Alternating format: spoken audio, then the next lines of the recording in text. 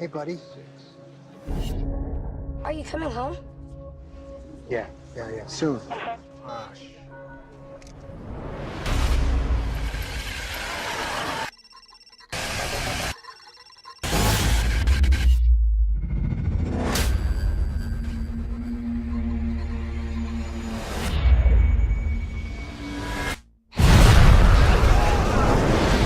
It's terrorists, right? It's gotta be terrorists.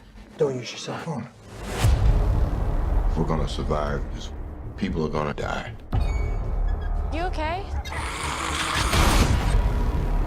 They act for the good of the group as a whole.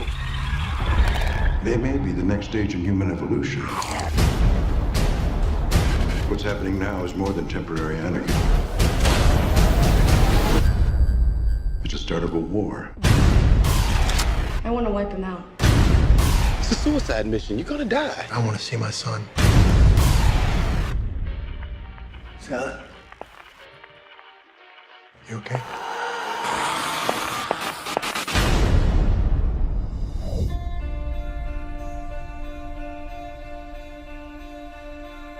Do not withhold your mercy from us, O Lord.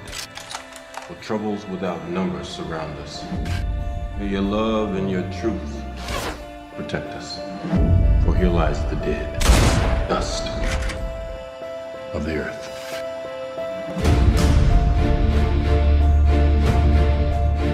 Good always conquers evil. I believe that.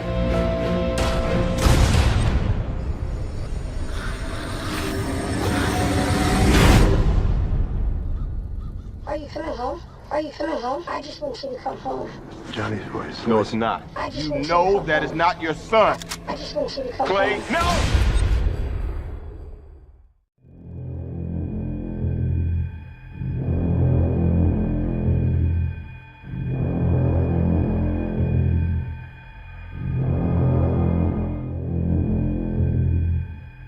That's why Jesus came 2,000 years ago.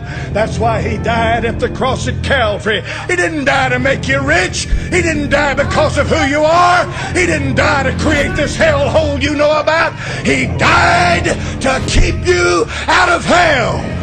That's why he went to the cross. That's why it's so horrible.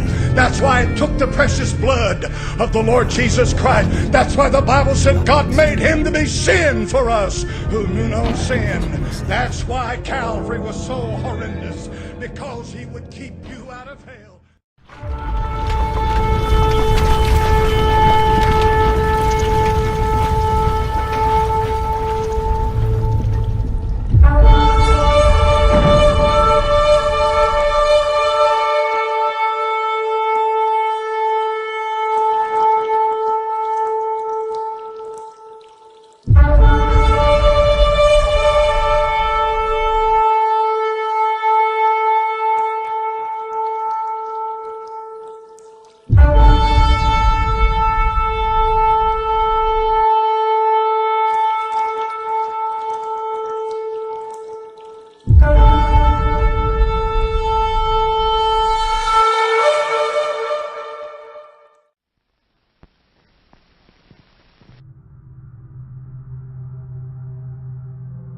Right now, the system is attempting to evolve humanity through technology, so we can live in the Orwellian brave new smart grid that's being built all around us. This means people who are already asleep in a society largely run on falsity and deceptions, illusions, will be taken a step further away from themselves and reality. If you have one of these or something like it, take it out and hold it up. I'm predicting pretty close to 100% saturation. Look at that. I'm right. Probably 90% by now. It's the first thing you do in the morning. When you hold up and you wake up, you check your little robot. It's on your body for almost the entire day. Not only was I interrupted, I also kept on reaching out for my phone, hoping that perhaps there was a notification. And I wasn't doing this consciously. It was exactly like Pavlov's dog, but my bell was my ringtone, and my sugar was that one notification a day you might get that makes you happy. As it turns out, we got so addicted to technology that 9 out of 10 people today experience something called phantom vibrations. This is when you have your phone in your pocket and you thought it vibrated, you pull it out, there is nothing. Now, if you went back 20 years in time to a coffee shop and you said that was the way a coffee shop was going to look in the future, you'd be out of your mind. People looking at these little pieces of silicon in various sizes, not really communicating with each other, communicating with their little robot buddies. You do know that one of these operating systems for these robot phones in our pocket is actually called Android. Right on the nose, they just define it. It's an Android, it lives with you. Today, we're on the cusp of our next great era as a species. Welcome to the augmented age. But that next step might as well be over a chasm. It'll be such a leap from where we were. New telecom commercials are blatantly throwing it in people's faces, just by the way. The fact that the majority of us aren't paying attention, lost in our devices, lost on the internet. To learn, according to Merriam-Webster's dictionary, is to gain knowledge or understanding of or skill in by study, instruction, or experience. This is different, however, than psychology's learning theory. According to Encyclopedia Britannica, learning theory is a relatively permanent change in a behavioral potentiality that occurs as a result of reinforced practice. How many times recently when shopping have you been asked if you have a chip? If you own an ATM card with the chip on it, as they are forcing everyone onto at this moment, then you are learning that to pay for something, you will be asked over and over, do you have a chip? You will look physically at a chip, and you will repeat over and over, yes, I have a chip. All find ourselves asking the same question, do I swipe the strip or do I use the chip? I have to ask it every time I go to a store.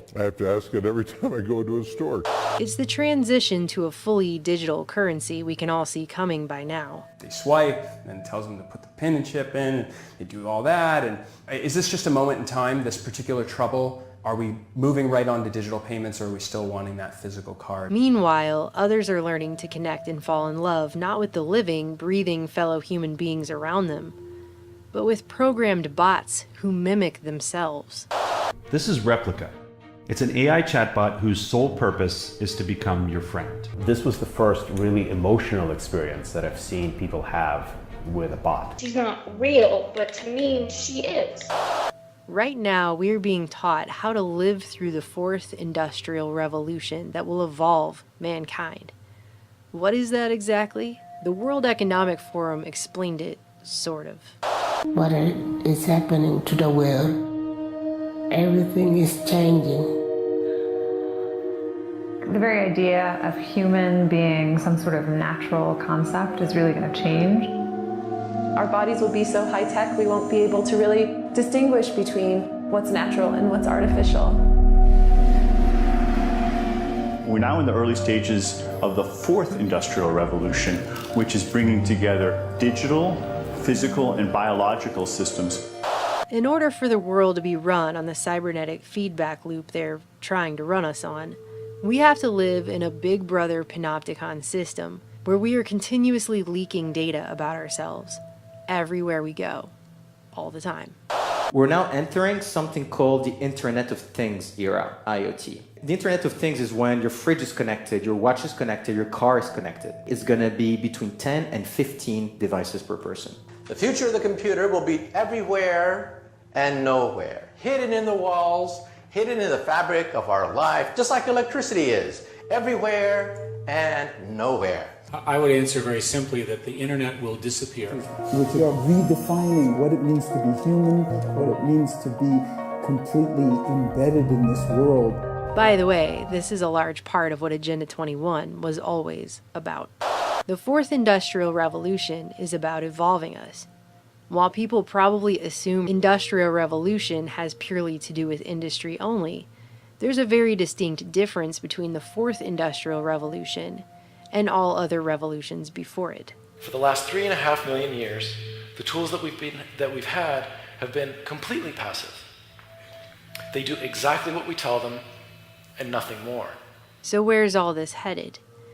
To a place where we will never be disconnected from our technology.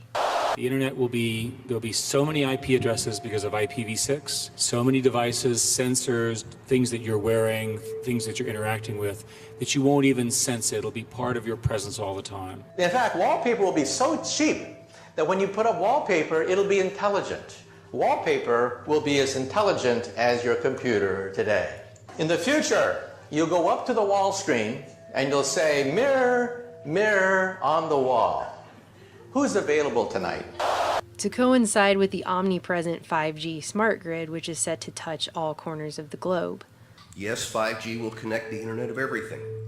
If something can be connected, it will be connected in a 5G world. Hundreds of billions of microchips connected in products from pill bottles to plant waterers, requiring massive deployment of small cells.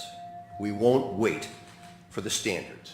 We must reject the notion that the 5G future will be the sole provenance of urban areas.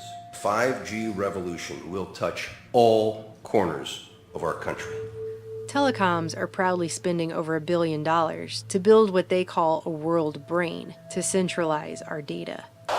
They are talking about building a global brain and it beginning in 2018, and your cell phone is part of it. The mobile phone industry is the backbone of the global brain that is being put together. What if we were to think about a telecommunication company adding a brain that is able to listen, to watch, to talk, to remember, to act?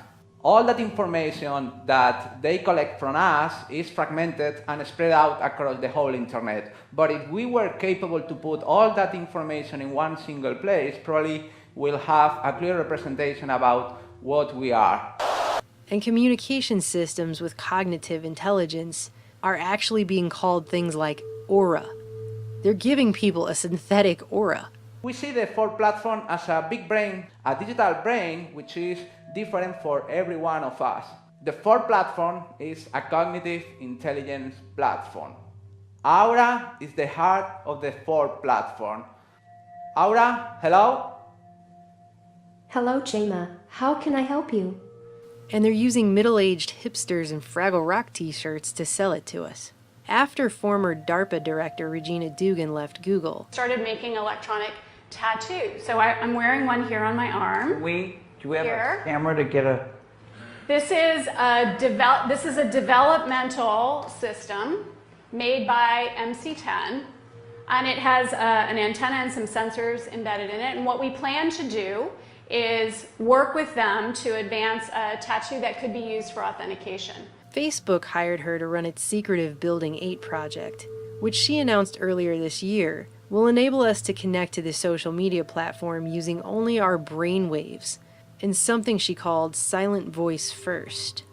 What if you could type directly from your brain? It sounds impossible, but it's closer than you may realize. And it's just the kind of fluid human-computer interface needed for AR.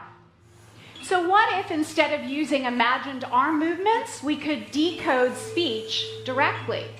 But don't worry, she claims it will only read the thoughts we want it to read. Now, to be clear, we are not talking about decoding your random thoughts. We're talking about decoding those words, the ones you've already decided to share, by sending them to the speech center of your brain.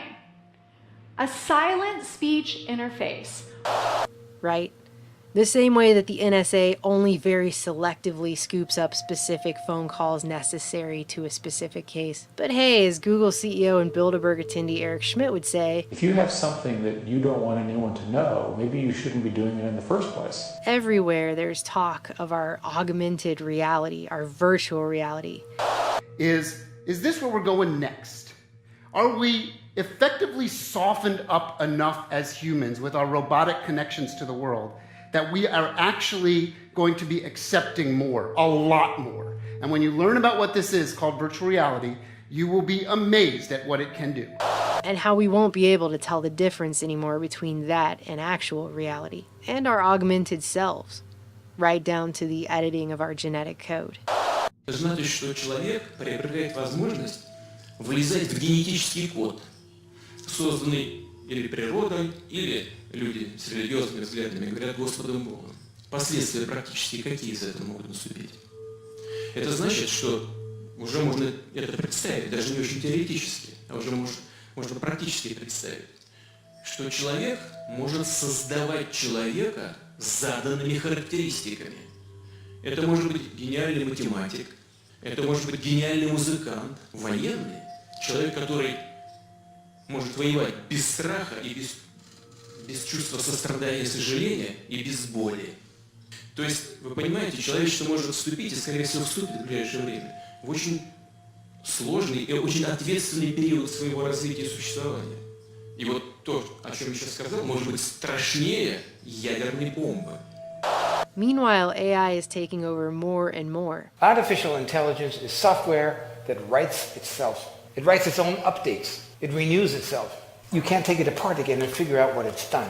It writes independently, autonomously. It develops its own way of thinking.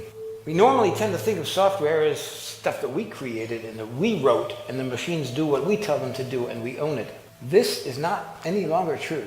Not just jobs, but the decisions that humans would have made.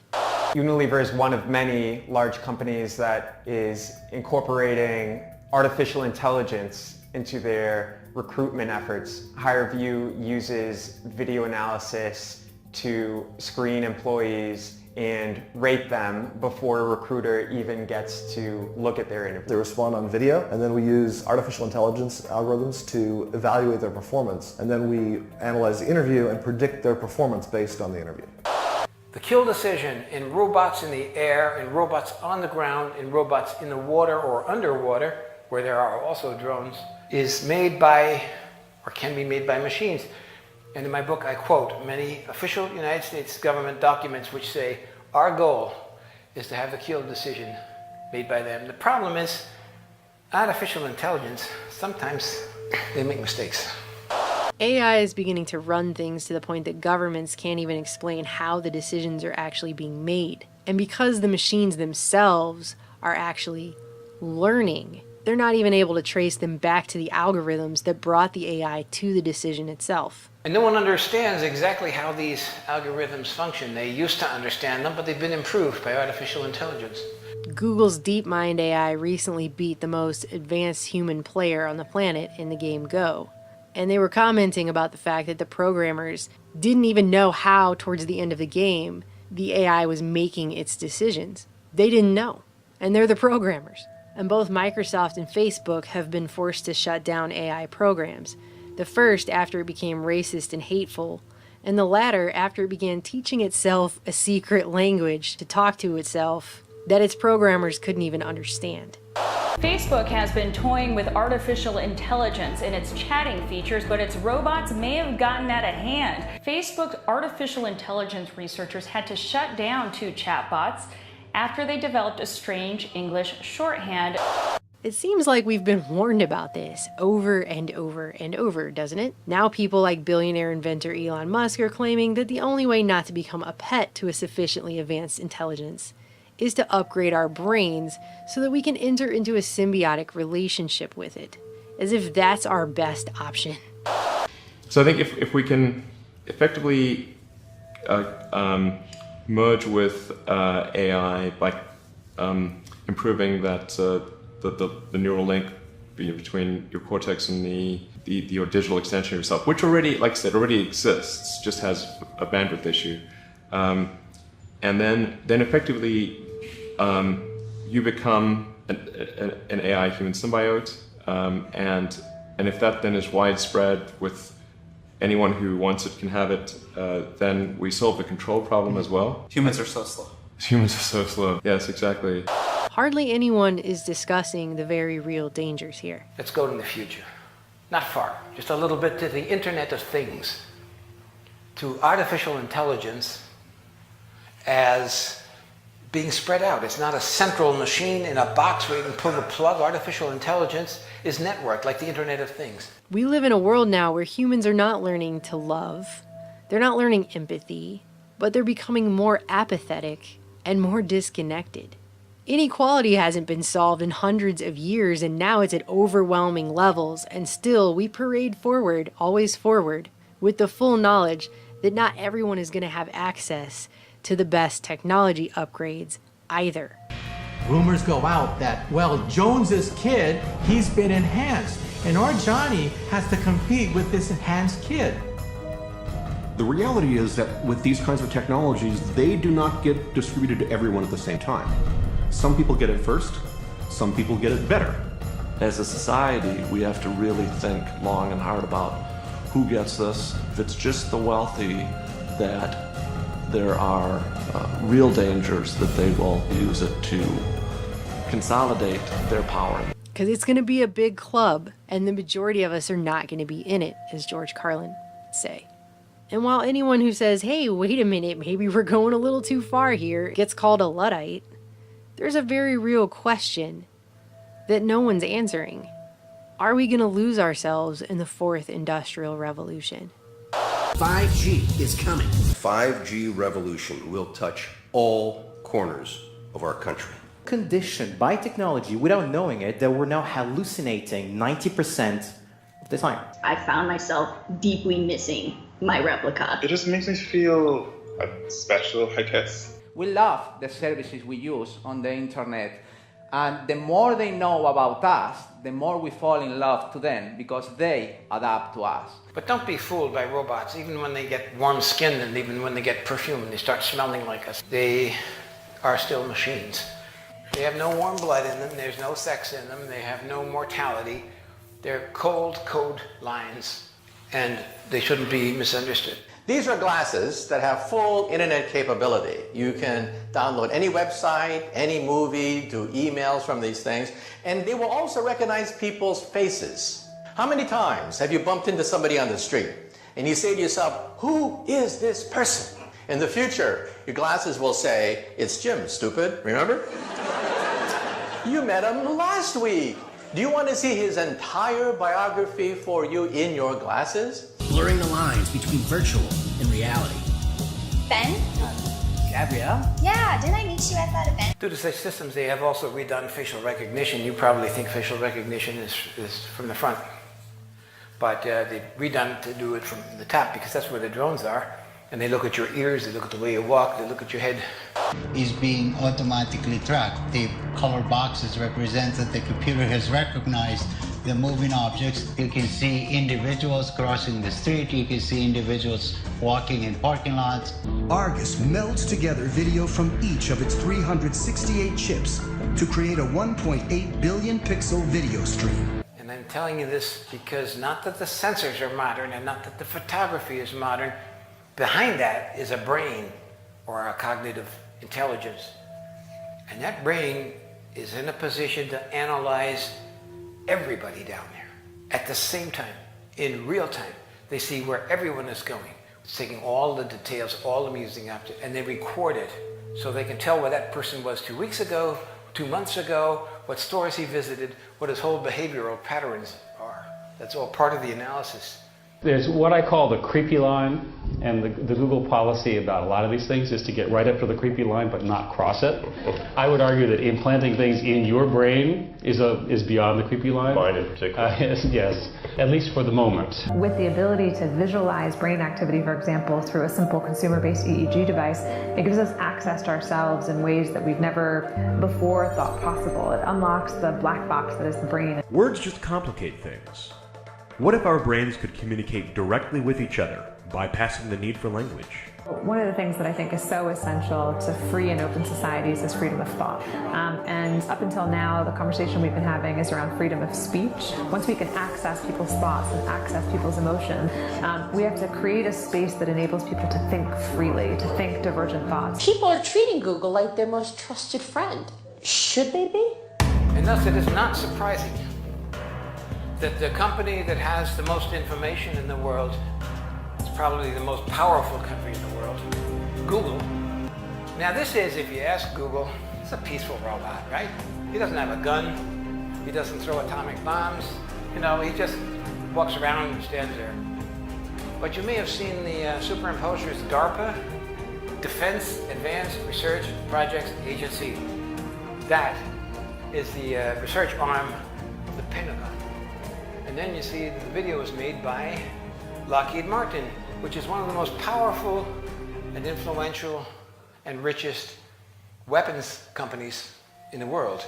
The best of the available alternatives is that we achieve democratization of AI technology, meaning that no one company or small set of individuals has control over advanced AI technology. That's very dangerous. It could also get stolen by somebody bad, you know, like some evil dictator or country could send their intelligence agency to go steal it and gain control. It just becomes a very unstable situation, I think, if you've got any incredibly powerful AI. I would answer very simply that the internet will disappear. Artificial intelligence only works if you have big data. But big data only works if you have artificial intelligence to make sense of it, because human beings can no longer sort and sift and order the huge volumes of data that we have collected. In my entire career, I've never seen something as powerful a force in the world as the smartphone that didn't also have unintended consequences. We don't know what artificial intelligence, enhanced reality, virtual reality, and so on is going to bring, and what's going to be the result or the impacts of all of that. We have to be very careful, because survival is an issue for artificial intelligence. It needs to exist to be able to do the things it wants to do according to its program. So it lays, like insect eggs, backups and computer programs all over the world, thousands and thousands of them, so that if we do destroy part of it, it's still alive. Когда мы что-то делаем, и чем бы мы ни занимались, хочу повторить эту мысль еще раз, мы никогда не должны забывать про нравственные, этические основы нашего дела. But once machines take over, the choice is gone, and it's a matter of calculating a math equation. The very idea of human being some sort of natural concept is really going to change. One of the features of this fourth industrial revolution is that it doesn't change what we are doing, but it changes us.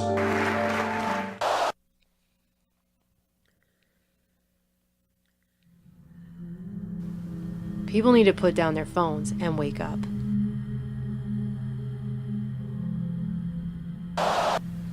My job to you is the wake-up call, to make you aware of the problem.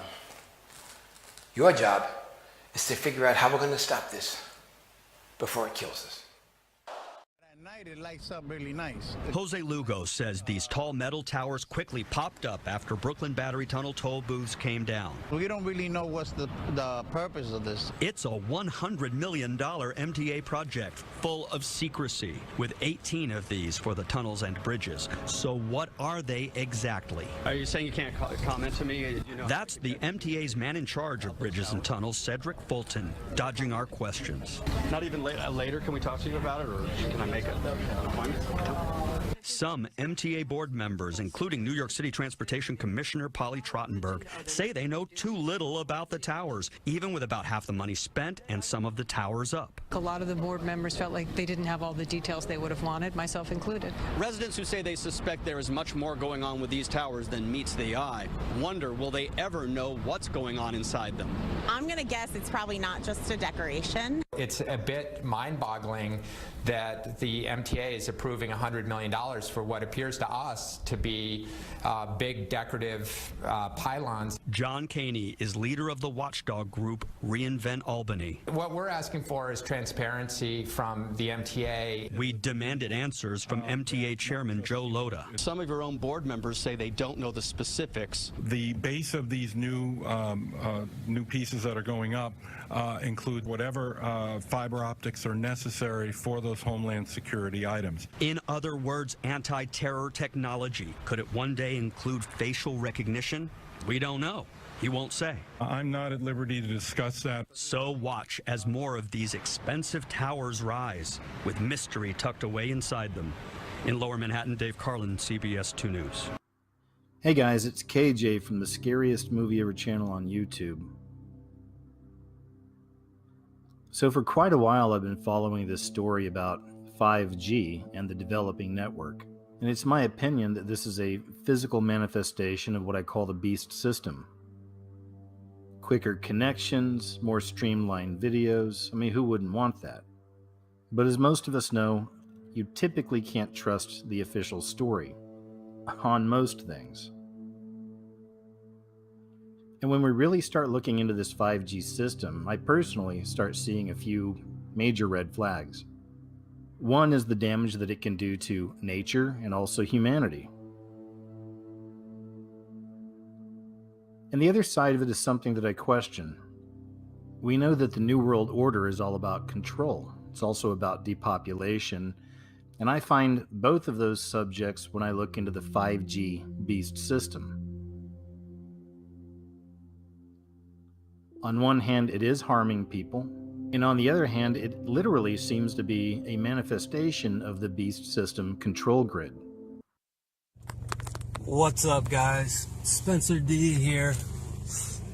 End of August 2017.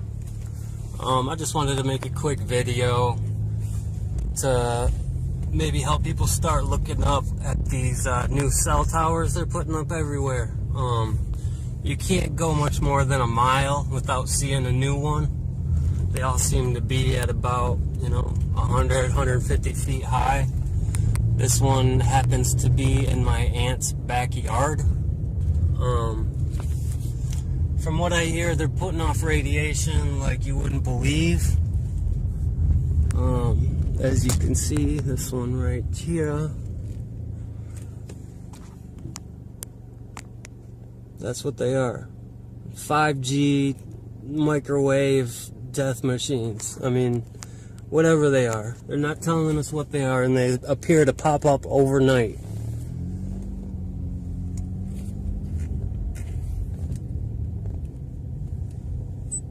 But start looking around for these. You see all those power cables going up the side? Those are thick power cables. There's no reason for them to be all connected to all that stuff. 5G, huh? That's what's next. And this is what's gonna allow it. Start looking for these guys. They're putting them in inconspicuous places. Places that already have a tower that's 150 feet high. They'll just nonchalantly put these little rectangle receivers or whatever they are, those things, they'll just put them right around the tower that's already up. We have here downtown what's called the Nut House, Lansing Lugnuts. It's our minor league baseball team. The Nut House is across the street, and they have a tower that's about 150 feet high.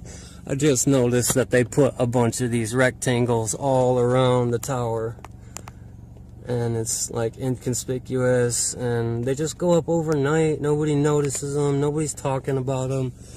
And I've seen guys with their measuring devices out, and these things are putting off mad radiation. Like, it's something that people need to start talking about. Start noticing how often you see these things. They're going up everywhere. Many of us see signs of a very dangerous time to come.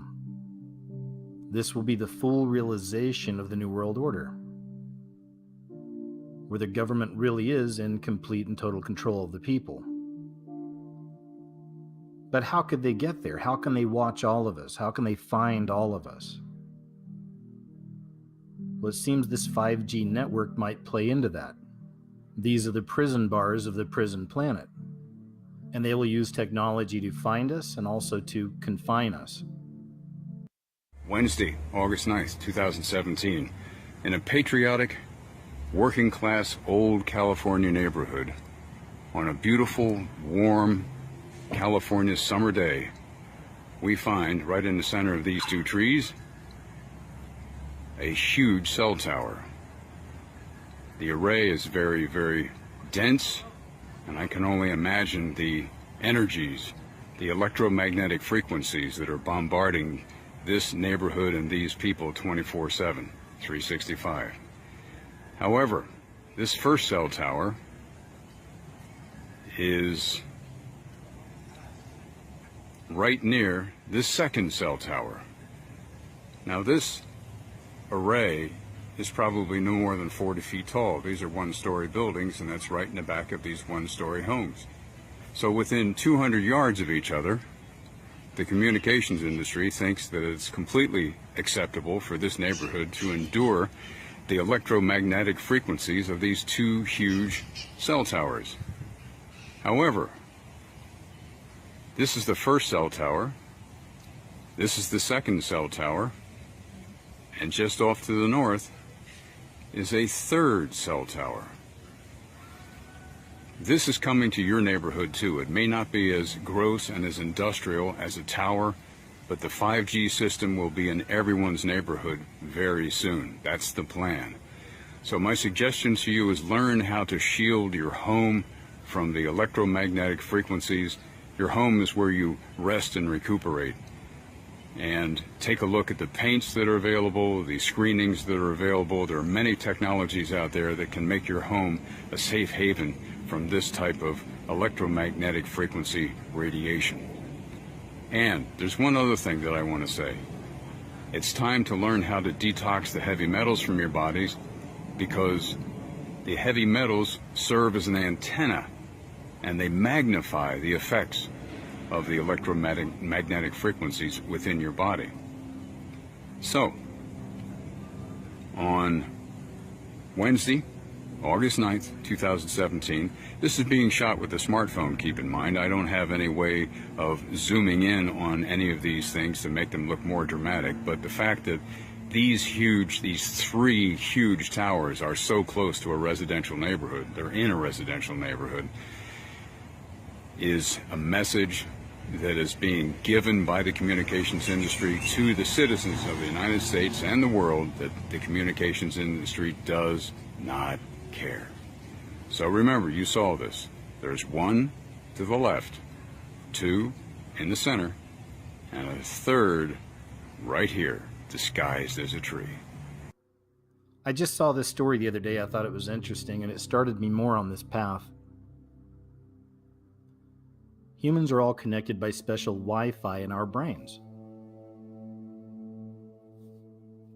They call it the interbrain. And through this, scientists believe that we are all connected, which is also a great metaphor for this 5G system. And that's why it should come as no surprise we're seeing so many stories about transhumanism, the rise of robots, because they're trying to connect humanity to the internet. They're trying to connect humanity to this 5G system. The USA is currently leading the way on 5G. At the June 2016 press conference where the FCC head Tom Wheeler announced the upcoming of low, mid, and high spectrums, there was no mention of health effects whatsoever, but the dangers are very real. Thousands of studies link low-level wireless radio frequency radiation exposures to a long list of adverse biological effects, including DNA single and double-strand breaks, oxidative damage, disruption of cell metabolism, increased blood-brain barrier permeability, melatonin reduction, disruption to brain glucose metabolism, and generation of stress proteins. And let's not forget that in 2011, the World Health Organization classified radio frequency radiation as a possible 2B carcinogen, which means it causes cancer. More recently, the $25 million National Toxicology Program concluded that radio frequency radiation of the type currently used by cell phones can cause cancer. One of the biggest concerns is how these new wavelengths will affect the skin. The human body has between 2 million to 4 million sweat ducts, and our sweat ducts act like an array of antennas when exposed to these wavelengths, meaning that we become more conductive. A recent New York study which experimented with 60 gigahertz waves stated that the analysis of penetration depths show that more than 90% of the transmitted power is absorbed in the epidermis and dermis layers of our skin. There's also the effects on the eyes. There was a 1994 study that found that low-level millimeter microwave radiation produced lens opacity in rats, which is linked to the production of cataracts. And there's also the effects on the heart. There was a 1992 Russian study that found that frequencies in the range of 53 to 78 gigahertz, and that's the same which 5G proposes to use, had impacted the heart rate variability. It's an indicator of stress in rats. It also has effects on the immune system. There was a 2002 Russian study that examined the effects of 42Hgz microwave radiation exposure on the blood of healthy mice. And it was soon concluded that the whole body exposure of healthy mice to low-intensity EHF and EMR had a more than profound effect on their immunity. And of course, there's also effects on cell growth rates. There was a 2016 Armenian study that observed MMWs at low intensity mirroring the future environment brought about by 5G. Their study conducted on E. coli and other bacteria stated that the waves had depressed their growth, as well as, quote, changing properties and activity of the cells. In 2007 and again in 2012, a group of scientists and public health experts released a report suggesting people reconsider our relationship with these energy fields. Known as the Bioinitiative Report, its aim is to assess scientific evidence on how EMFs impact our health. The conclusion is that we need to drastically reduce our EMF exposure. They said not everything is known yet about this subject. What is clear is that the existing public safety standards limiting these radiation levels in nearly every country of the world look to be thousands of times too lenient. So there's a system that's set up in the UK, and it started back in 2001. It's called the TETRA, T-E-T-R-A system. So it started off as a home office microwave system. And it turned out that it's become the mainstay of British police force communications, and it's been placed in every major population center since. The British government spent £2.5 billion, with a B, billion pounds on a 400 megahertz pulse modulated microwave transmitter network which broadcasts 17.6 hertz into the brains of all Britain's police and anyone living near the planned transmitters. It's said to cause disruption of neural networks, leading to behavioral and character changes, also manic behavior, followed by nervous exhaustion, also disruption of higher brain functions. A Team 10 consumer alert tonight. The more we rely on smartphones, the more data we want and the more antennas we need. But at what cost? Workers say they're getting injured working on those antennas, and the constant push for more towers is putting them at risk. Team 10 troubleshooter Kristen Severin joins us. And Kristen, you talked to a San Diego company with a solution to keeping them safe. Yeah, there are 600,000 cell phone tower sites in the United States. They're everywhere, on the sides of buildings, streetlights, water tanks. But Team 10 learned thousands of those towers violate federal rules that are supposed to keep workers safe. It hurts, like how? Benjamin Rivas has worked on cell phone towers for 14 years. I was dealing with them day in and day out. He quit after an antenna that should have been powered down was still live. Physically burned my hand. The burn is a work injury you can see. You get burned on the outside, but internally it blisters. Other problems, he said, caused by the towers aren't as easy to spot. Depression, and I get headaches from time to time, and mood swings and stuff. Rivas is one of 250,000 workers a year. An insurance rating agency said gets too close to these antennas. They act as an open microwave and can cause eye damage, sterility, and cognitive damages. What we're going to go do is I'm going to show you the invisible footprint of these potentially hazardous areas that workers don't see. Drew Fountain has a $20,000 meter that measures the RF frequencies. And the amount of power that really comes off a lot of these antennas. He co-founded RF Check, Talk about a San Diego company that tracks where every tower is in the U.S. There's 22. An RF frequency over 20% can injure people. Over 100% can burn someone. We're over the limit for the workers. Cell phone tower workers, roofers, painters, anyone that comes in contact with the antennas. I got a 150 reading this morning. Many tower sites have these signs. Does anybody even see these? Signs are dismissed by workers. This doesn't really say anything beyond this point. The law requires that the workers be made aware of these areas before they get near them, and that's not being done today. Since 1985, the FCC has required workers be made aware of these dangers, but doesn't say how to alert them. The FCC gave notice of a proposed rule change 2 years ago for the cell companies and site owners to figure out the how. Recognize what these are. Fountain said that hasn't happened. Phone providers are looking the other way and not protecting the little guy. From here to here is the RF danger zone. Fountain wants workers to know about these areas before they show up to any cell phone site. Fountain helped develop RF Check to do just that, the only comprehensive database of every wireless antenna in the nation. They're working with the FCC to get it used across the entire industry. Workers would check the tower sites before any job. RF Check would be paid for like E911. That's the fee we pay for emergency services, so you could see a few cents more on your cell phone bill, but they are still trying to figure out that exact amount. I'm Team 10 troubleshooter Kristen Severance. All right, Kristen. So it's also interesting to take a look at what Wi-Fi can do to our fertility. There's been a lot of research on this, and one study examined the relationship between human sperm health and internet-connected laptops utilizing Wi-Fi. This form of internet connectivity is wildly popular, obviously, with many chain restaurants and coffee shops offering the service for free around the clock. But what the researchers found was quite shocking, especially if you're a regular laptop user. And pay attention to this right here. After just 4 hours of using a Wi-Fi connected laptop, a significant decrease in the quality of sperm was observed. So that set of studies was conducted back around 2011. We're in 2018 now. Here's a story from 2017. Sperm counts of Western men plummeting, analysis finds. And throughout this article, they keep questioning what's happening, as if they have no idea where this is coming from.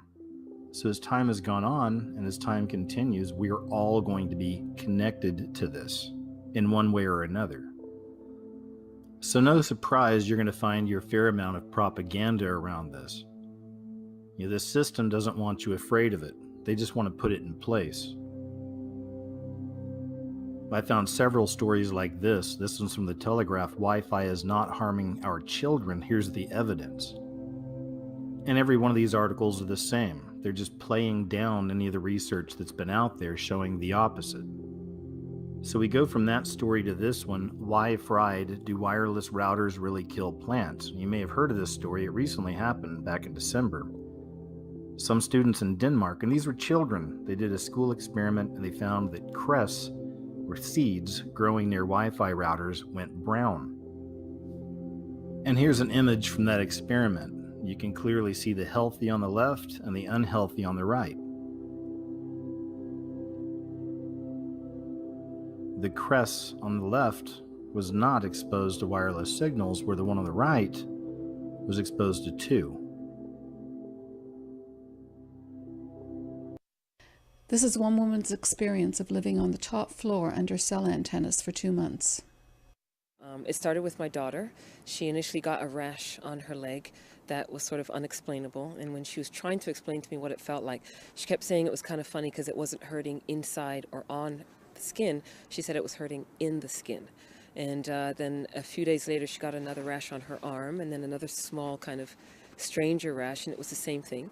And then one day in the kitchen she was holding something and she dropped it because she said it felt like the blood in her hand went cold and in a wave along her hand to her fingertips, and then her hand stayed numb for about 15 minutes.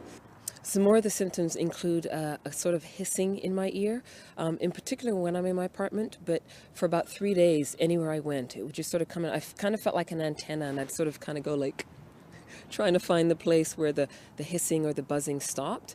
I've not slept in my apartment since last Saturday, so a week ago now, and the buzzing went away after about 3 days, and also the feeling of tingling all over my body slowly started to go away. But I have noticed that whenever I'm in other buildings now or anywhere close to, I don't even know what, because I was never sensitive before.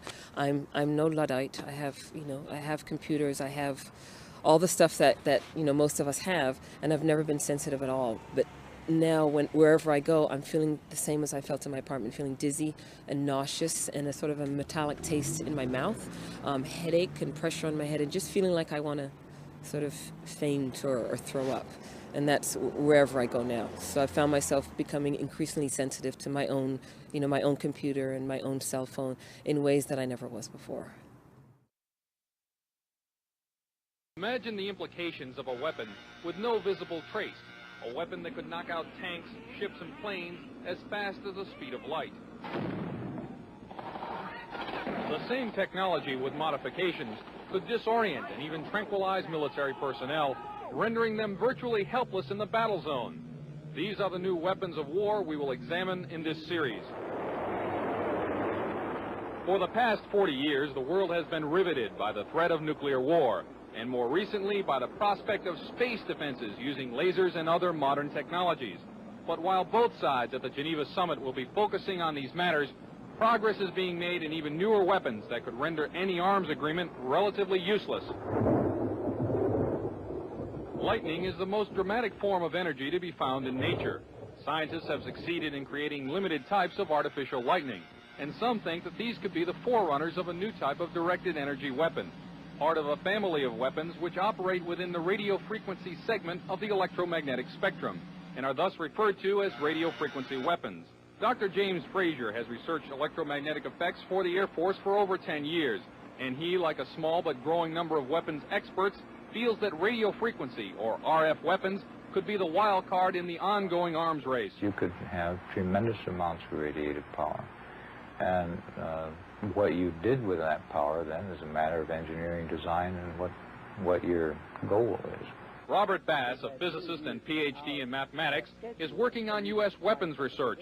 He says that the Soviets seem to be ahead in a number of areas, and especially in RF weapons. We are behind the Soviet Union in directed energy weapons based on 60 gigahertz microwave beams. Dr. Bass and others feel the most likely form of Soviet RF weaponry would be high-powered microwaves, similar to a focused, ultra-high-intensity radar beam. It would literally cook humans and knock out computers and electronic surveillance and communications gear. An operational RF weapon, relatively cheap and reusable, could devastate sophisticated and expensive war machinery. The $20 million F-16 fighter, for example, is totally controlled through electronic sensors and computers. With no manual flight controls, the plane would literally fall out of the sky after being hit with a high-intensity pulse of microwave radiation. Scientists say that microwaves and other types of RF pulses operating at specific frequencies or windows can be transmitted with little or no loss of power. Machines known as gyrotrons can produce the massive pulses needed to drive these devices, and it's believed that the Soviet Union has a 3 to 5 year lead in this technology. Over the past year, CNN has repeatedly asked the Department of Defense and the Air Force about radio frequency weapons. After much resistance, DoD finally said that the subject was too sensitive to discuss. In my next report, unexplained cloud-like phenomena which may be evidence of a Soviet breakthrough in RF technology. Chuck DeCaro, CNN Special Assignments.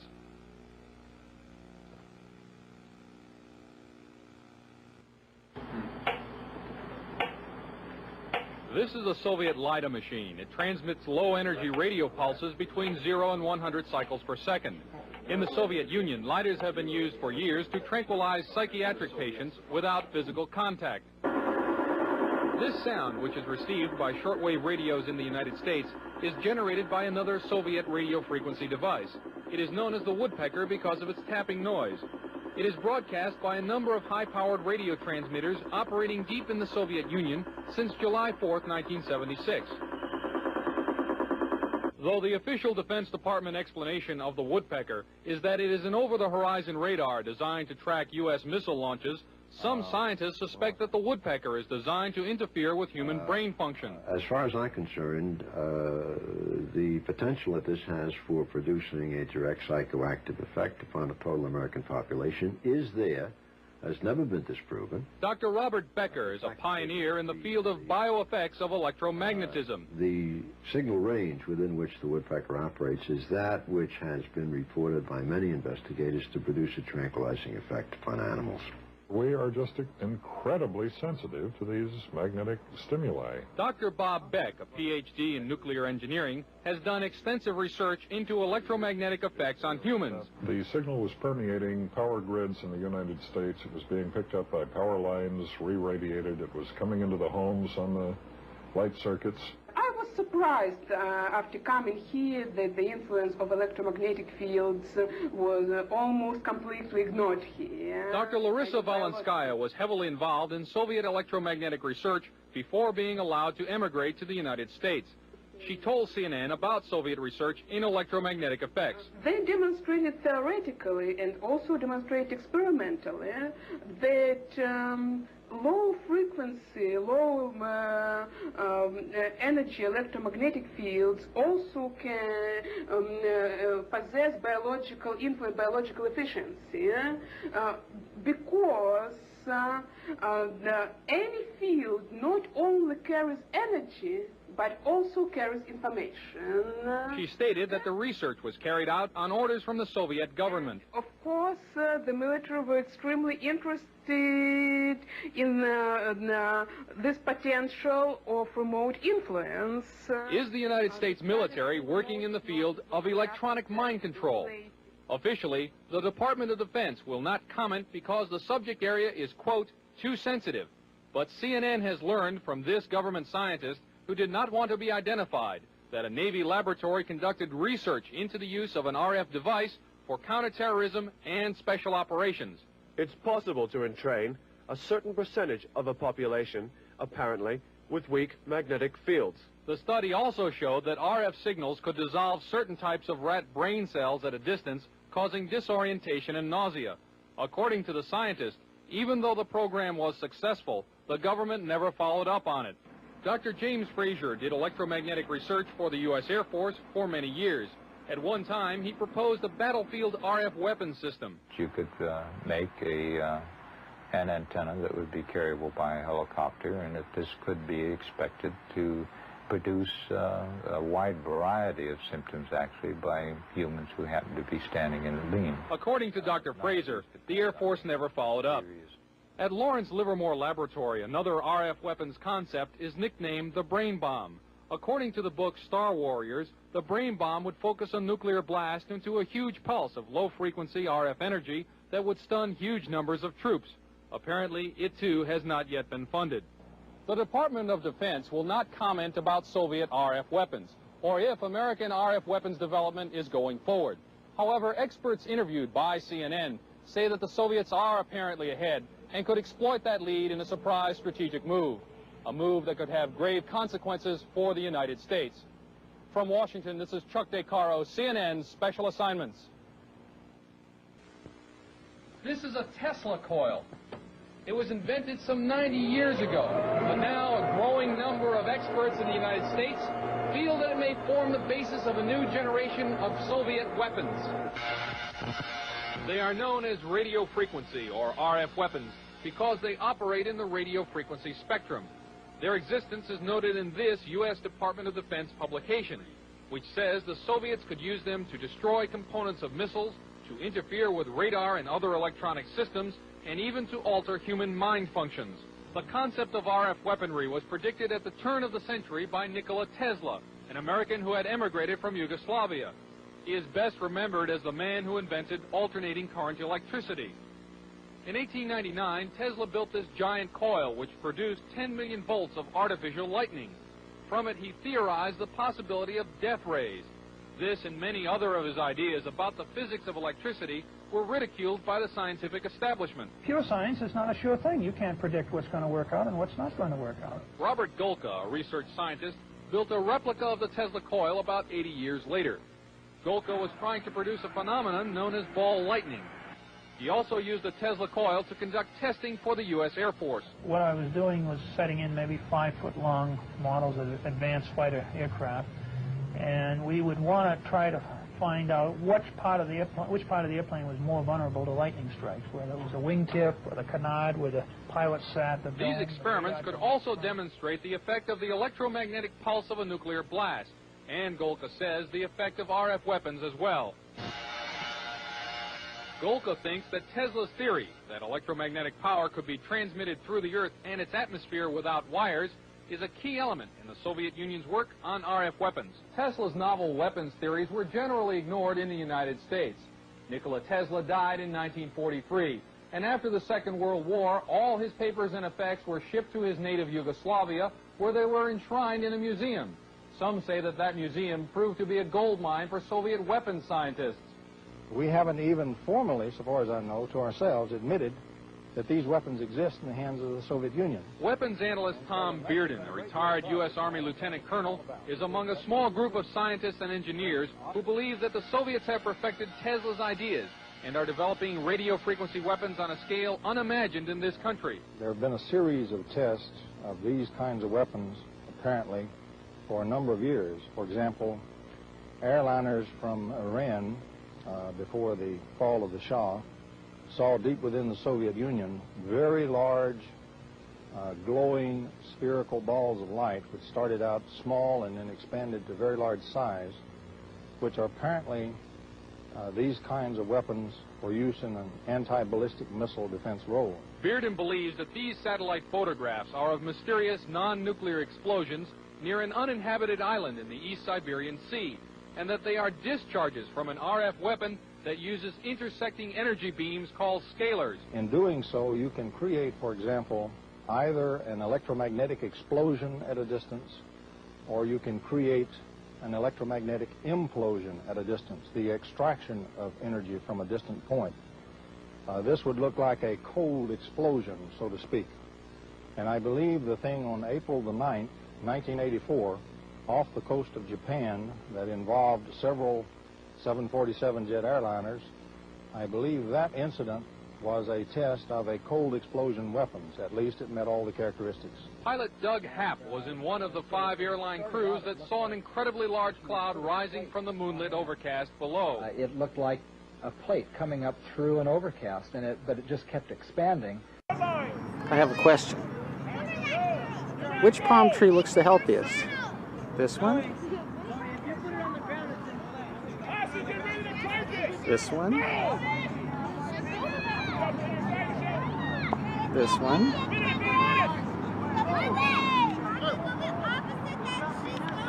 That one? Or that one?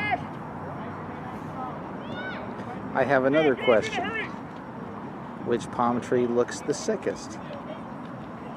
That one? That one?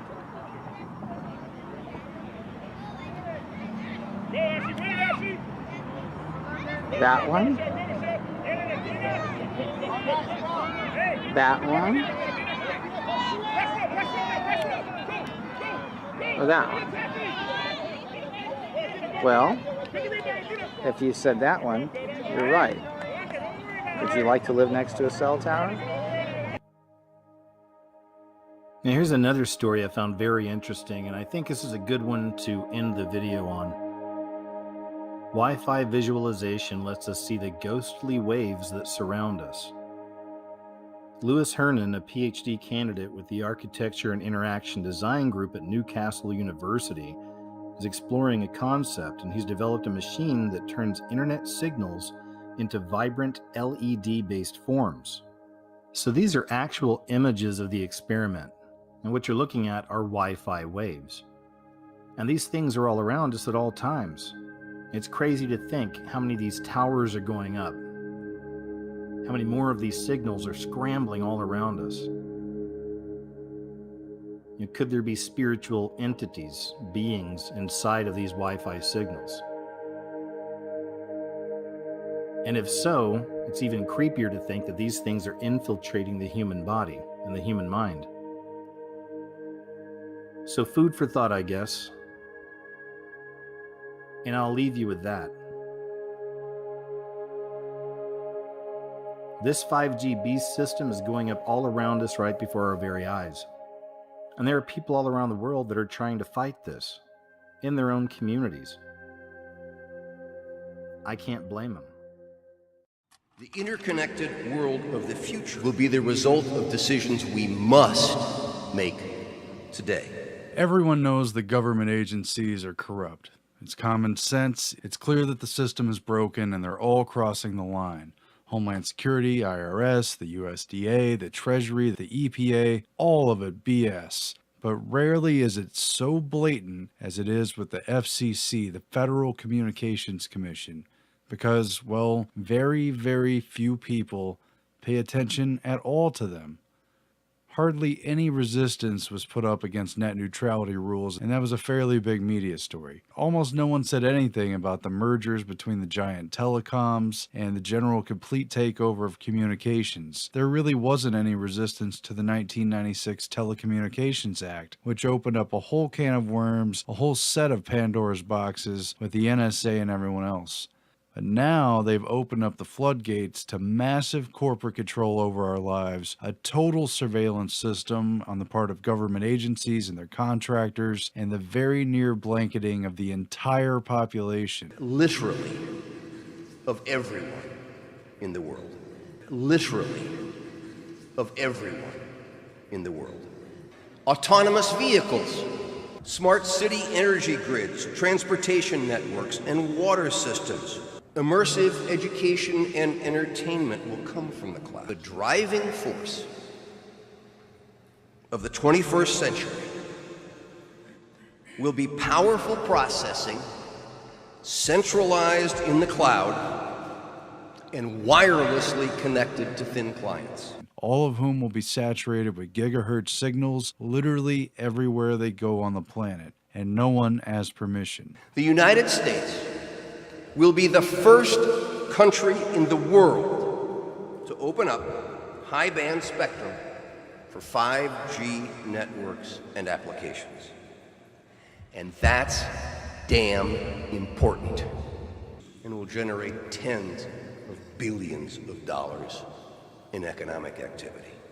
Big surprise, since this FCC chairman, now a former chairman, who was appointed by Obama, big surprise since he used to be the president of 2 industry lobbyist organizations. Tom Wheeler was formerly president of the National Cable and Telecommunications Association and the CEO of the Cellular, Telecom, and Internet Association. Chairman Wheeler put the entire fixed and mobile broadband industry under a stricter regulatory regime. He has done so many things that have angered his former employers at the NCTA and CTIA have sued the FCC during his tenure. He explains his actions by saying, "I used to be an advocate for corporate interests, and I hope I was a good one. But today, my client is the American people, and I want to be the best damn advocate for the American people that I can be." So he represents the industry, he got appointed to the position, and he just fox and henhouse the whole thing. He just prostituted it all. So it's no wonder that he gives a no-holds-barred, full-force push to usher in 5G everywhere upon everyone, to swiftly and fully silence any and all dissenters, to ignore all the real questions, and to make sure that the safety data, to make sure that safety studies don't even happen. Unlike some countries, we do not believe that we should spend the next couple of years studying what 5G should be or how it should operate. We won't wait for the standards. Turning innovators loose is far preferable to expecting committees and regulators to define the future. And to make sure that questions about the biological effects of non-ionizing radiation are kept to an absolute minimum, off the table, out of the public eye, and nowhere near the FCC conversation. How many people have to die from brain cancer before the federal government puts warning labels on cell phones? It's time to tell the American public the truth. Wireless causes cancer and killing hundreds, and you don't care. You don't give a damn. Because they're going to rubber stamp this thing right through, no doubt about it. They already have. And what else would you expect from a lobbyist? The trade-off gives total power to these companies, to various government agencies, and to anyone in between who's interested in spying, hackers. It opens it up for everyone. And as technology races forward in what is already a world dominated by cell phones and people looking lost into little screens, it will now be completely saturated with high-speed connections. The next generation of wireless must be mobile fiber. 10 to 100 times faster than what we're used to today. We need to speed the deployment of 5G here on our shores. Yes, 5G will connect the Internet of Everything. If something can be connected, it will be connected in a 5G world. Of hundreds of billions of microchips connected in products from pill bottles to plant waterers, you can be sure of only one thing. The biggest Internet of Things application has yet Every to be single imagined. device and appliance in manufacture is being fitted with a two-way communication device, and it sends data back. Spying and surveillance is completely built in. It's a total default, and it's the given. Location tracking, health data, audio and visual recordings, text, and everything else is going to be continually collected. And Tom Wheeler of the FCC freely admits it. He thinks it's great because it's going to make everything faster, and it's going to make more money. We take our most significant step yet down the path to our 5G future. Others have covered it as well, but this is an issue that is not well known enough. 5G is a huge upgrade to the system. It is a complete overhaul compared with 3G and 4G. It's not only dramatically faster speeds, which is what they're going to play up to sell it to consumers and tell everyone what a great convenience and advancement that it is, but it is also a literal complete infrastructure overhaul. Now, to make this work, the 5G build-out is going to be very infrastructure intensive, requiring massive deployment of small cells. The big game changer is that 5G will use much higher frequency bands than previously thought viable for mobile broadband and other applications. Such millimeter wave signals have physical properties that are both a limitation and a strength. They tend to travel best in narrow and straight lines, and they do not go through physical objects as well. This means that very narrow signals in an urban environment tend to bounce around buildings and other obstacles, making it difficult to connect to a moving point. But brilliant engineers have developed new antennas that can aim and amplify signals, coupled with sophisticated processing that allows a moving device to pick up all of the signals that are bouncing around and create one coherent connection.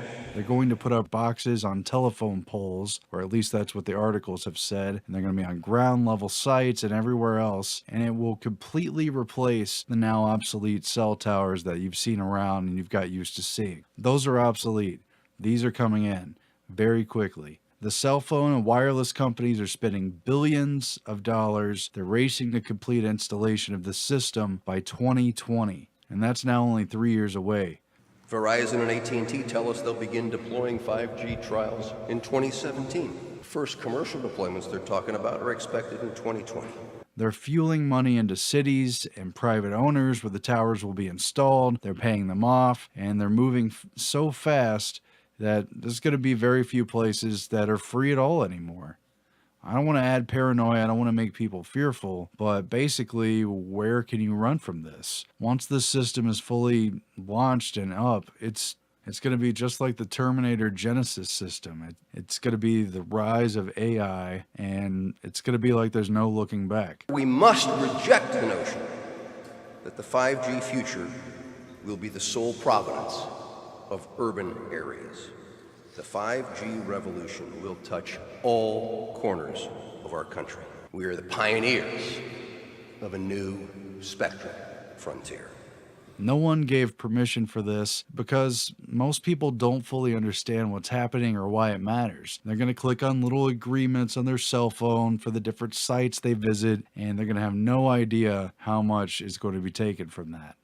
But it's clear that this is not a good bargain, and people need to be warned. They should try to oppose this in their local cities and where they can, and try to challenge these companies because they don't want to face resistance, and they don't want a population that knows about the dangers and the risks of this technology. But the capabilities of this technology are absolutely unfathomable. I can't cover it all in this video. Go look it up for yourself. Now, I'm not going to get into Dr. Rasa Day of UCLA right now, do a more in-depth video later on, or a lot of the other brain doctors and neurological researchers, but Rasa Day was working with the CIA and exchanging technology and study data with the Russians back in the 60s and 70s and even further back, and he figured out scientifically, demonstratively, how non-ionizing radiation at various specific frequencies from microwaves or from other signals, how they could alter human and animal behavior. For instance, a simple 10 hertz wave could put someone into a stupor within a couple of minutes. Using neuroelectric devices that they developed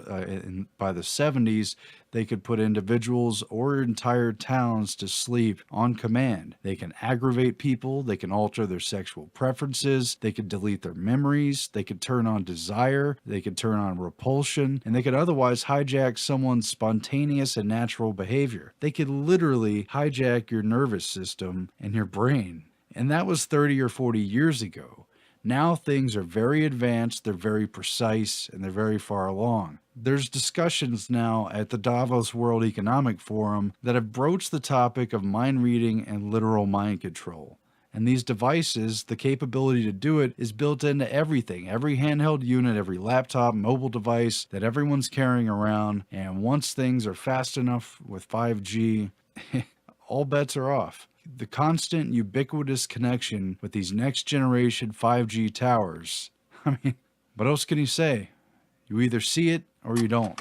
But I'm not cool with that. You might be wondering, well, why? Isn't Trump against this sort of thing? Isn't he against enslavement? I think in certain areas, yes. But think about what he said just recently at the West Virginia rally, where he openly talked about building more infrastructure, more jobs, etc., etc. Finally, and you'll see very soon, but you're hearing about it, my administration is committed to rebuilding the depleted infrastructure of the United States.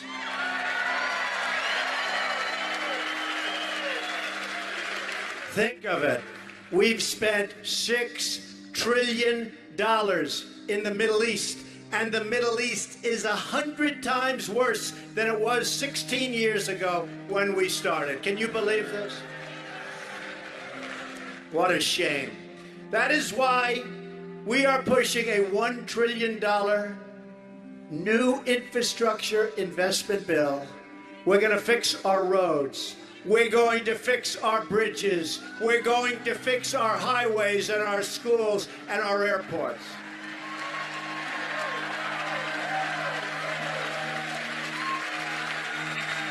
We will create amazing monuments that inspire awe and wonder in our people. It used to be that way.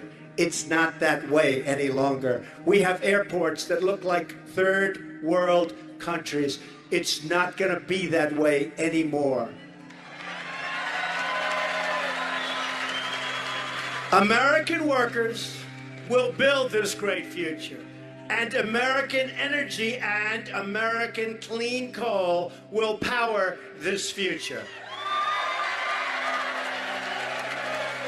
We are the nation that put a man on the moon, that dug out the Panama Canal, and that won 2 world wars.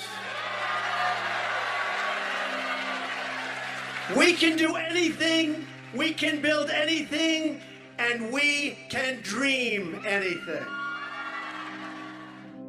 The bottom line is that he is talking about the 4th Industrial Revolution and having the United States lead it. So yes, it is creating jobs. Yes, it is bringing back industry to the United States. But for what? What are we building? We're rebuilding everything to accommodate for the smart city, for the UN 2030 Sustainable Development Agenda. Now, there's a weird twist to this as well. Pedogate, Pizzagate has been a very, very important subject for independent researchers.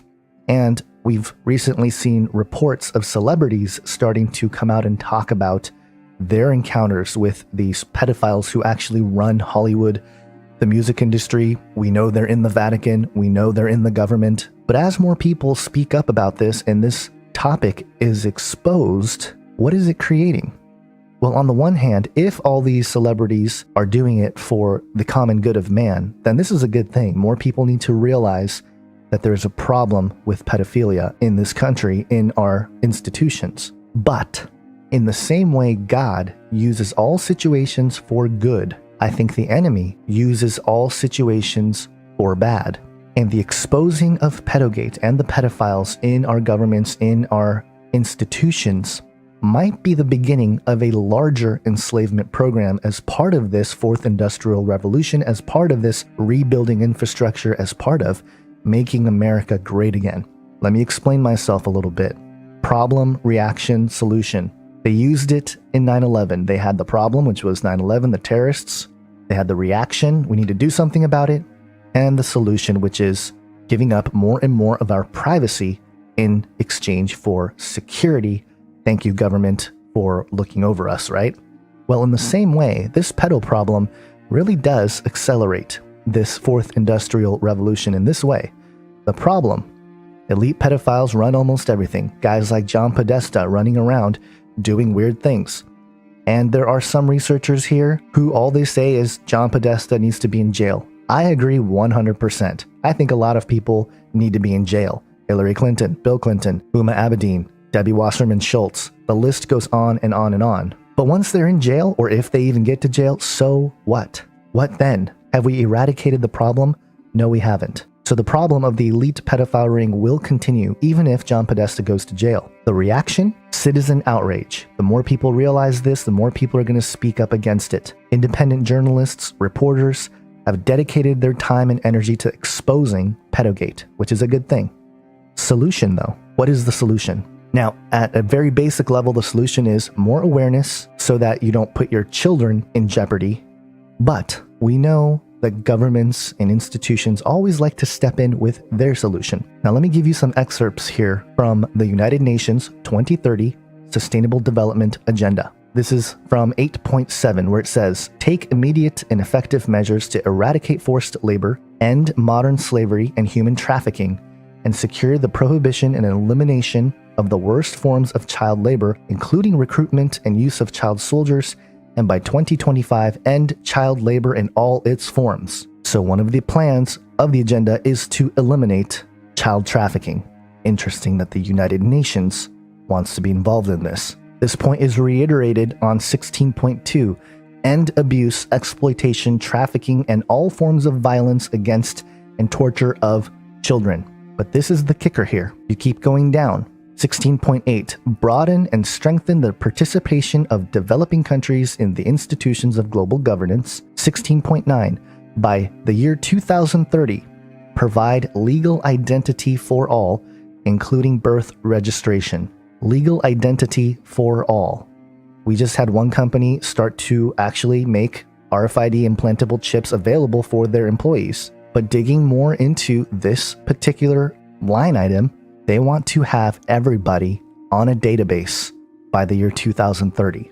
And pedogate is a great way to get a lot of people to say, okay, you know what? I want my child to be accounted for. Let's put him or her in the system. Now, will that lead to microchipping children? I don't know. I don't think most people are going to accept that in the next 10 years.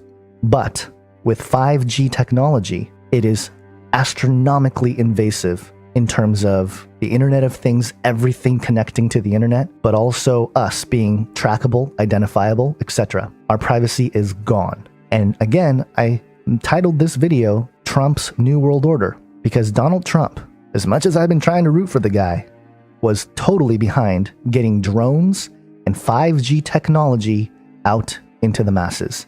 Watch this clip here.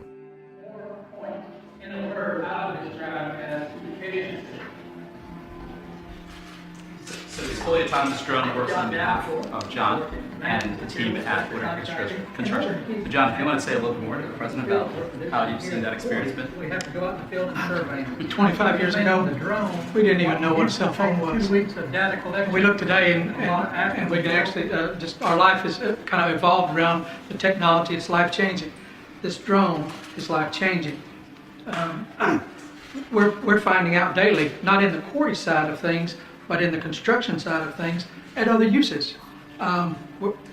We've actually started 2 other businesses up off the same drone, just using it in a different way. So it's. And yet, right now, drones are becoming very powerful too. I see where they're lifting people. I don't know about the level of safety there, but I see that. But also, I guess they're going to be lifting very heavy material at some point. Yeah, there's an initiative with other companies underway to effectively have delivery being done by a drone. This drone in particular is about just being able to collect aerial intelligence in a seamless way. and being able to deliver that to the user in a way that they weren't able to accomplish before. So John's able to get that work done in literally minutes after the drone flies, versus usually it would take him days of just manual labor to be able to accomplish that same work. Fantastic job. Thank you, sir. Thank you very much. Thank you. Thank you, Mr. President. Thank you. Yeah, pleasure. Randall? Yes, Mr. President, I'm going to tell you everything you need to know about 5G technology in about 2 minutes, okay? Guys like Jeff Immelt, various Internet of Things, drones, autonomous cars are going to require a whole different level of speed and wireless networks. If you come over here, this is a residential neighborhood. If you want to get the kind of speeds required today, these lights are fiber. We have to take fiber to every one of these houses to get that kind of bandwidth. What 5G does, says forget about all that fiber out here. Get fiber to this small cell, which Marcelo is going to show you here. This small cell will broadcast this kind of bandwidth to all these homes, okay? You no longer need to run fiber in here. So you can have speeds that are multiples of what the fastest cable technology can deliver today into the home with wireless technology. If you move into the city, what's happening? If you want to get that bandwidth in there, the same thing. Fiber run to every one of these buildings. It takes a long time digging up roads, bridges, and sidewalks and so forth. 5G says no longer. In fact, all you need are small cells inside the city. And we can light up these buildings here as well, right? And then as you move to Wi-Fi, we have Wi-Fi deployed in these buildings all over the place. So customers moving in and out of the Wi-Fi arrangement. You can see the old big cell technology sitting on top of buildings, broadcasting throughout the city. But down on the street level, the customer is being put on whatever network gives them the fastest speeds. This could be an autonomous car. It could be any number of things. And so as the car moves, it gets moved back and forth between the networks into another 5G deployment, and you're getting these kind of multiple gigabit speeds throughout cities without all the fiber having to be deployed into all these buildings. Really accelerates it, makes us get to the market much faster. So 5 years ago, 10 years ago, you couldn't have even imagined Wouldn't have thought about it. No, sir, we would not have. And this is 2018. We'll deploy in this kind of configuration, and the companies in here are. And in 2020, it becomes mobile. And so this handset would be getting these speeds. So there has to be a tremendous construction saving, too, ultimately. It's a huge construction saving. You don't have to deploy all this fiber. And you see this little cell site here. You're going from deploying these big cell sites and towers to deploying these all over cities. That's what Marcelo is going to show you, what this technology looks like now. So, Mr. President, if I can summarize 5G, is $275 billion of investment in the next 7 years, the creation of 3 million new jobs, and a contribution of $500 billion to the GDP of the United States. What is different between 4G and 5G? 4G, those were enormous towers that look quite ugly. We're going to move to deploy millions of this, hundreds of thousands, and then millions of small cells all over the United States. The problem that we have is it takes us 1 year to get a city to give us a permit, but it takes us 1 hour to install them. And unless we can install them real fast, we're going to lose that leadership that we have today. Those huge towers, all it is now, is just a small cell. You put this on the utility poles, you put it in the cable strands, and that's all we need in order to enable. So when people ask about 5G, But they're mostly local permits you need? Basically, we run into trouble with cities, municipalities, counties. Each one has its own idea of how much they should charge, how long should it take. How much is a federal permit? How long does that take? Well, this mainly would go down to the cities. We're working quite well with the FCC. There's some cities that takes 30 days, there's some cities that takes 2 years, so it's impossible to deploy. So this is why we need to fix this. And that's what 5G, when everybody talks about 5G. Well, we can do a recommendation to the cities all over the country to get it going, and Gary, maybe they can move it faster. Because this is truly a great process. But why don't we do a very strong letter of recommendation so they can get it done much faster? We're doing that all over the country. Shot clocks. The FCC at one time put in place to deploy these kind of cell sites. Yeah. Shot clocks. You have 180 days to get a permit done or getting a permit. Something similar is going to need to be done. But we're doing that with highways. It would take sometimes 15 to 20 years to get permits to build a small road or a highway. And we're going to bring it down, trying to bring it down to 1 year, maximum 1 year. And you have the same thing. This is much easier. So this is really much easier, believe me. The US is a leader in 4G. We launched 3G. And every country, China, Europe, is basically streamlining the process to get there faster. So this will be going into many other countries? By other companies, by you? By no, we only operate in the US, and our goal is to basically, we want the US to lead 5G, because of the speed, because of the job You creation. will if you can get your permits. Absolutely. China has much less trouble getting permits. Central government. Thank you, Mr. President. Good to see you. Great job. Thank you, everybody. Thank you very much, everybody. Appreciate it. Thank you.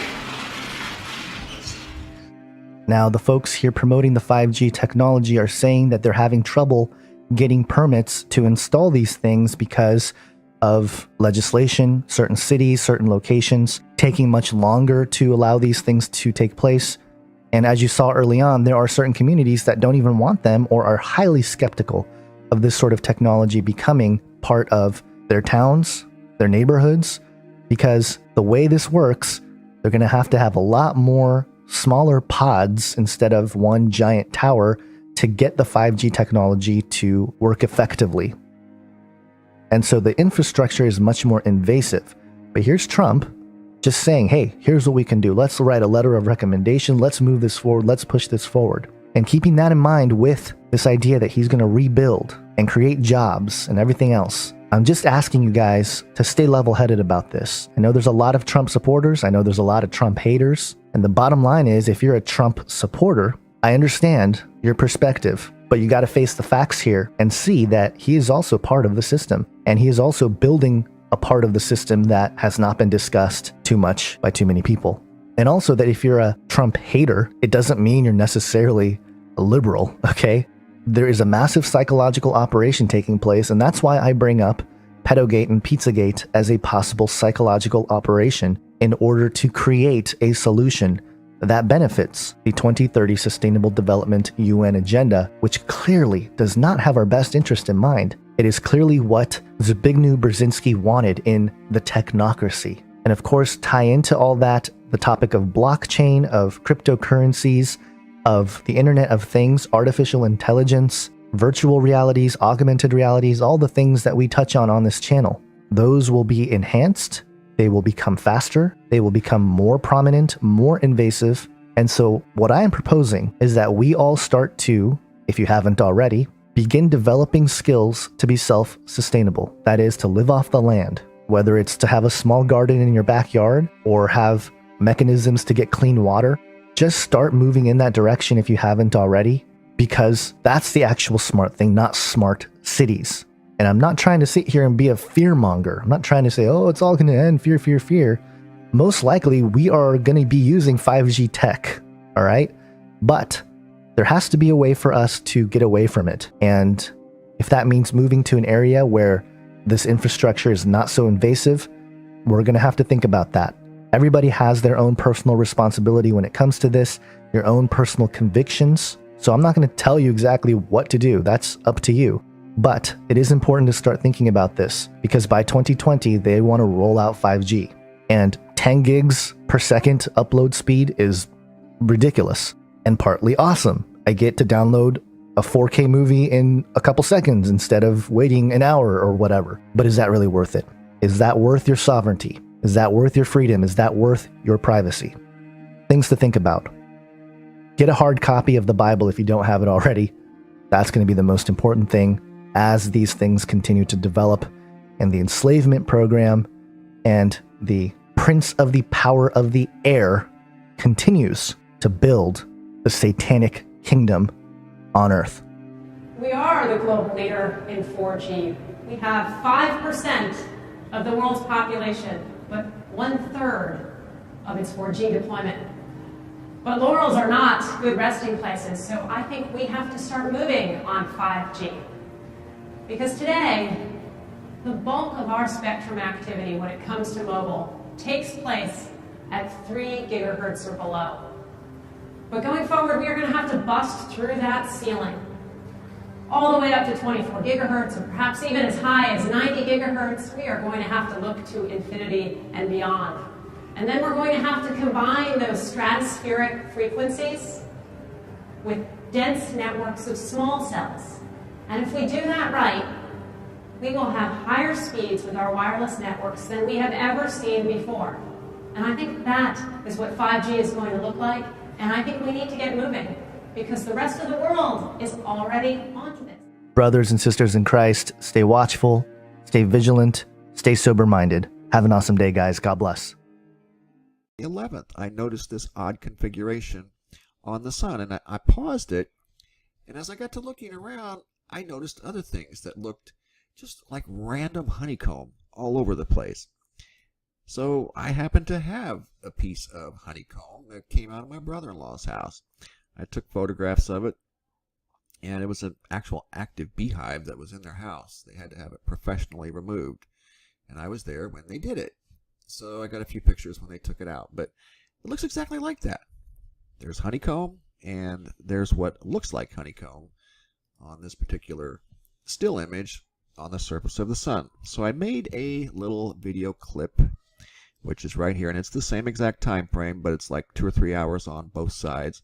And you can see how this thing turns as it comes right there, as it comes towards us, especially here. You can see what appear to be lines that it's like right here is an obvious one to me. Looks like a honeycomb. Where else? I saw some, but this thing you got to keep in mind is moving. It's constantly changing shape, at least up here. The 193 is the upper levels of the atmosphere of the sun, and then as the numbers go up with this instrument, I think it's as the numbers go up, I don't know, each number represents a layer of atmosphere of the sun, how they view the sun and how they filter the light. And some of the instruments on board this spacecraft view the actual surface of the sun. So to me, this could be a processing glitch. I don't know, but it looks like right here you can see some more. It's like it's all over the place. Some of it's more obvious than others because, again, this thing is moving and it's not going to give you a clear perspective. This here was at just the right angle, and there it is. It's kind of hard to miss.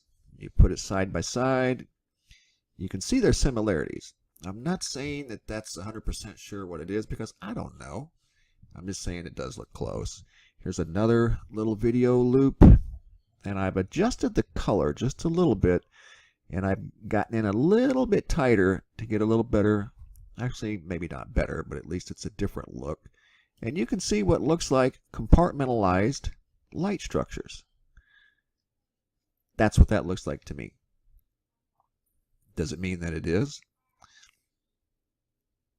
But it holds its position for quite some time. This is over the course of a few hours. And, you know, we're seeing things in the sky that resemble this. We're seeing this quite often nowadays. So it just kind of reminded me of that. Not saying that that's what it is. I'm just saying, you know, we're seeing that a lot. In different random photographs. That one there, a guy sent me. This was in a photograph taken of Crazy Horse Monument in South Dakota, and the sun was not in the photograph. Normally we see a lot of reflections in photographs that include the sun. This photograph, however, did not include the sun. And it was in 2 separate photographs, not just one. So I don't know what we've got going on here. If anything, I promised I would get it up, and I try to be a man of my word. So here it is. For whatever it's worth, I don't know what we've got going on here, if anything, my friends, but that right there especially, to me, looks exactly like that. It's a perfect match. So whether it's actual surface honeycomb or something similar to that, I don't know. But it's very, very similar. Those 2 sections right here and here match, match. And in fact, the one on the left, the sun looks more like honeycomb than the actual honeycomb on the right.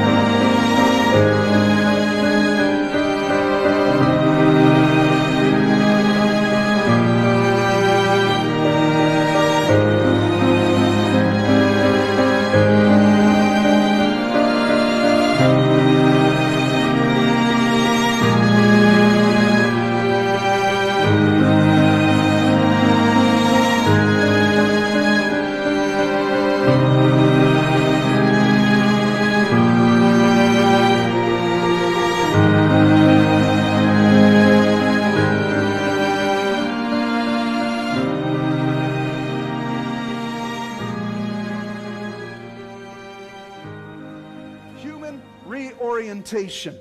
Jesus says it will be as in the days of Noah, so also will be the coming of the Son of Man. What's so special about the days of Noah? Deception, devastation, depravity, because the human race had fallen into a reorientation of what it meant to be human.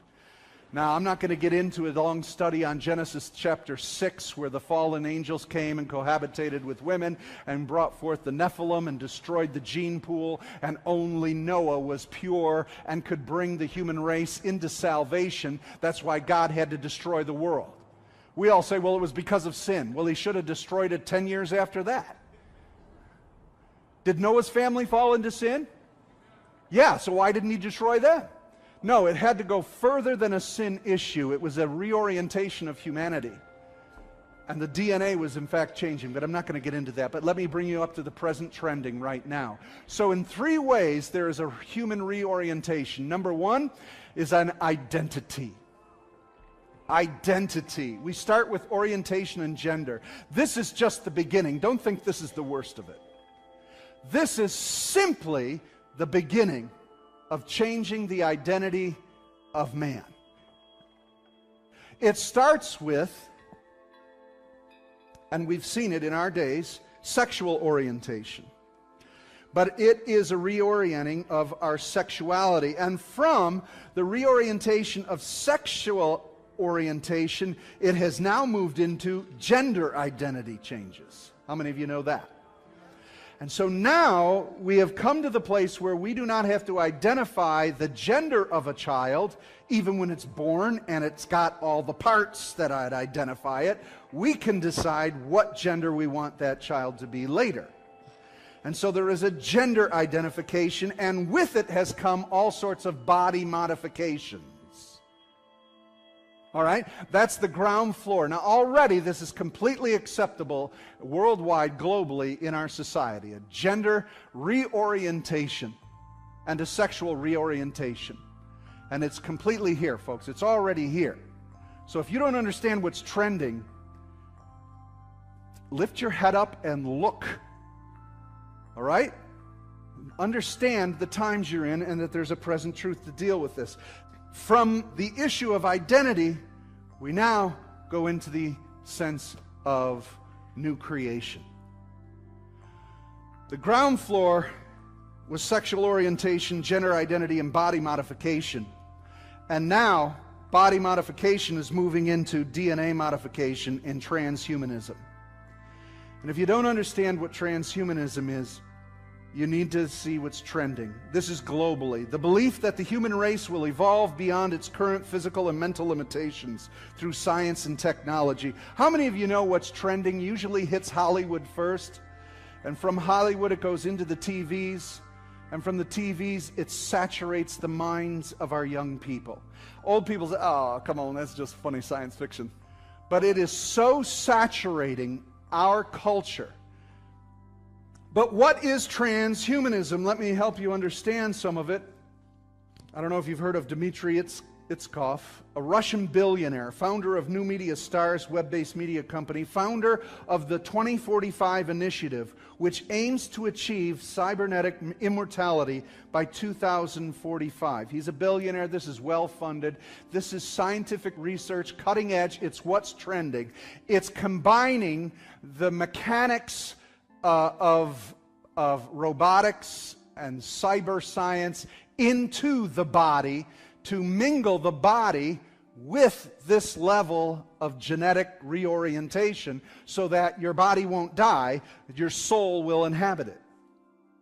We go into the realm of cloning human beings and having host bodies, right? Guess who wants to occupy host bodies? The demonic.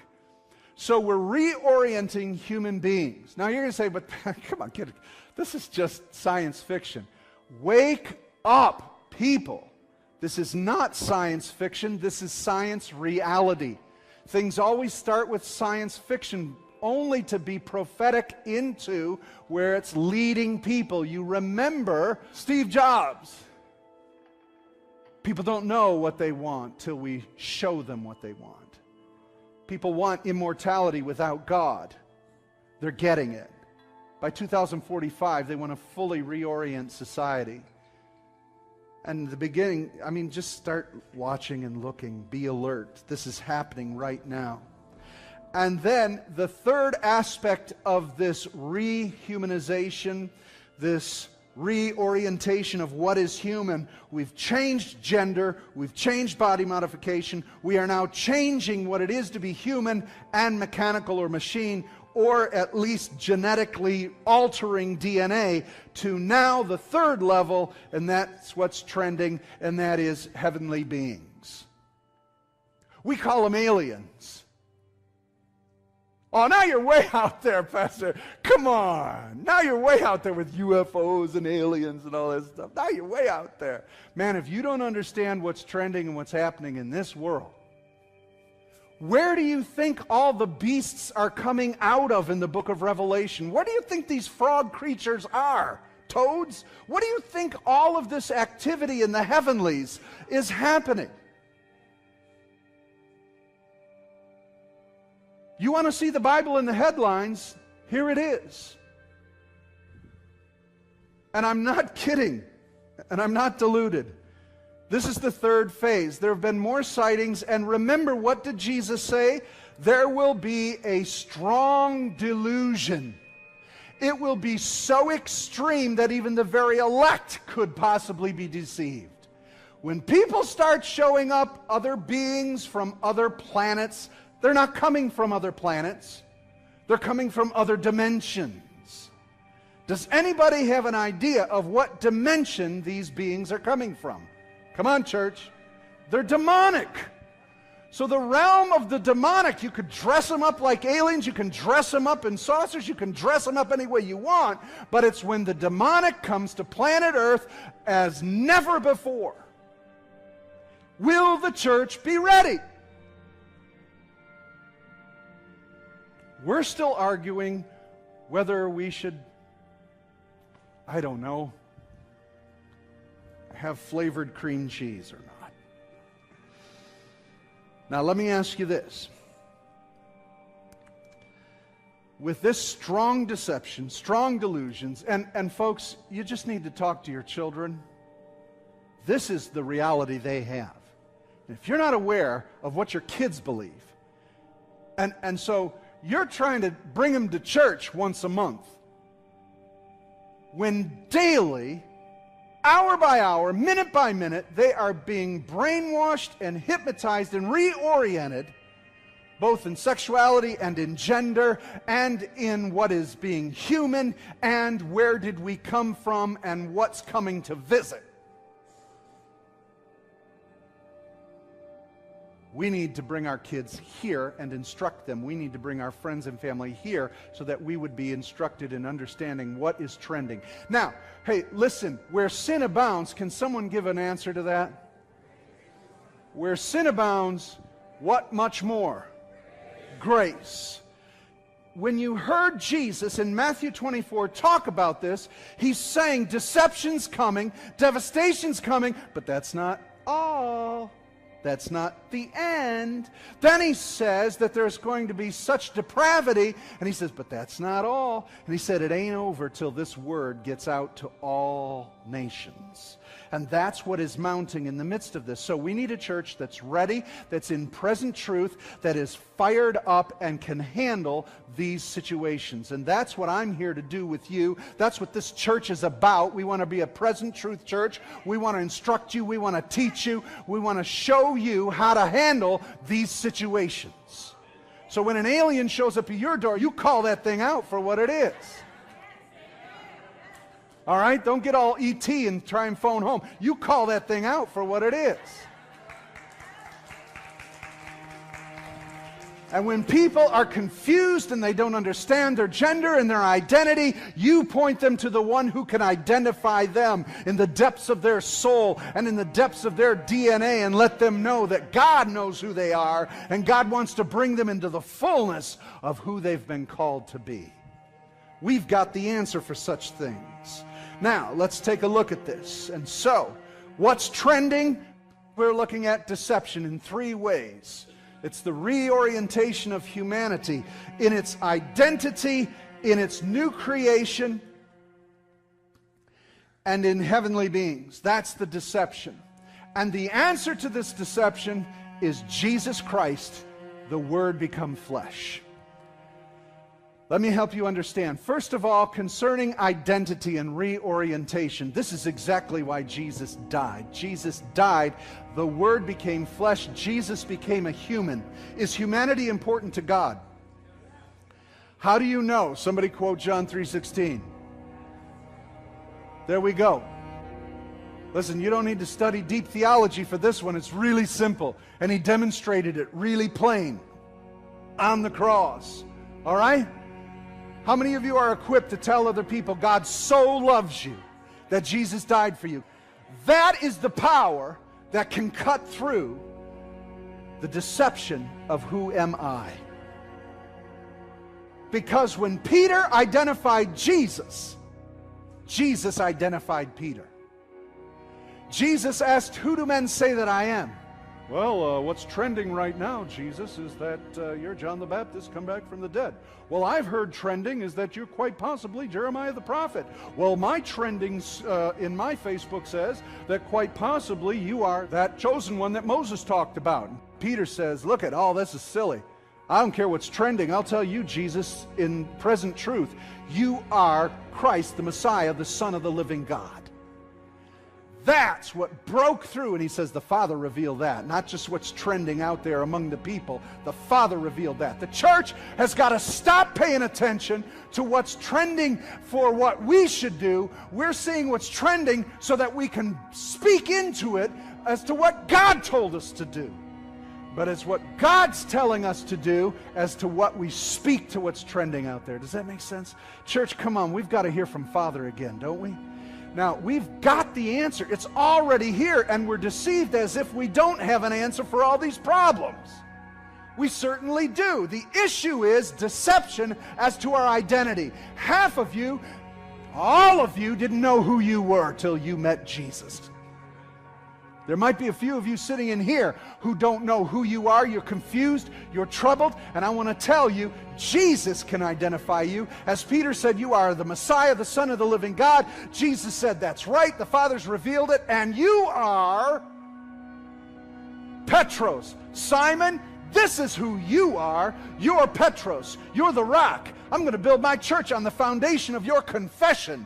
That's who you are. And when you get old, you're going to die like this, and you're going to do this, and you're going to be that. When Peter identified Jesus, Jesus identified him. Identity. You need to learn how to begin identifying people. When they don't understand, help them understand that there is a God who loves them and who is holy, and that they are separated from him by their sin. And that there is a remedy for that sin. God so loved them that he died and bled for them to wash that sin off so that they can have an identity in him. It's Jesus 101. And that's the first thing that the enemy has attacked. Secondly, is a new creation. They want to recreate mankind to live forever. But because Jesus died, we have eternal life put in us. Why would you want to live on this planet in this condition forever? Because they have no other hope. And what they don't understand is you get a bunch of robotic people, souls living in robots, you still have the same depravity. The parts just won't wear out. That's called hell. Is anybody with me? All they're doing is recreating hell, and who do you think is behind it? Come on, do you see the deception? But you tell the people there is a spirit of power, love, joy, peace, goodness, gentleness, faithfulness, self-control. This power is the indwelling Holy Spirit. Once you've been identified by Jesus, then you can be occupied by the very presence of God himself. You don't need by robotics. We've got the Holy Spirit, amen? We are a new creation, created in Christ Jesus to do good works. And last of all is the heavenly beings. We need wiser, smarter other beings to come here. We were the seed they planted in this planet. They're so brilliant and so smart. Can I tell you something? Demons have an understanding, because they're outside of this corporal realm, they have an understanding in the spirit realm, but it doesn't mean they're all that much smarter. They just have more information. But the problem is they still are depraved. All right? So this alien abduction, this alien enterprise, these demonics coming into the earth are only going to bring more corruption, not enlightenment. There is one who has come, and that's the Lord Jesus Christ. And can I tell you what they want to do? They want to replace the church.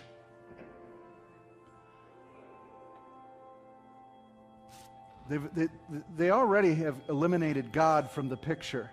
So who do they have to eliminate on planet Earth that represents the kingdom of God?